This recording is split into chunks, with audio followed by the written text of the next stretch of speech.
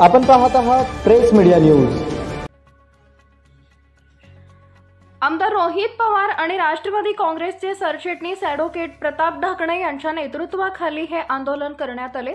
इथं महाविकास आघाडीने ईव्हीएम विरोधात निदर्शने केली आणि प्रतिकात्मक मशीनचं दहन आमदार रोहित पवार आणि राष्ट्रवादी काँग्रेसचे सरचिटणीस ॲडव्होकेट प्रताप ढाकणे यांच्या नेतृत्वाखाली प्रतिकात्मक ईव्हीएम मशीनचे तहसील कार्यालयासमोर दहन करून जोरदार निदर्शने करण्यात आली। नुकत्याच झालेल्या विधानसभा निवडणुकीत ईव्हीएमच्या माध्यमातून मतदानात कथित घोटाळा झाल्याचा आरोप करत घोषणाबाजी करण्यात आली। निवडणुकीतील निकालाच्या पारदर्शकतेवर प्रश्न उपस्थित करत निदर्शकांनी या प्रकाराचा निषेध व्यक्त केला।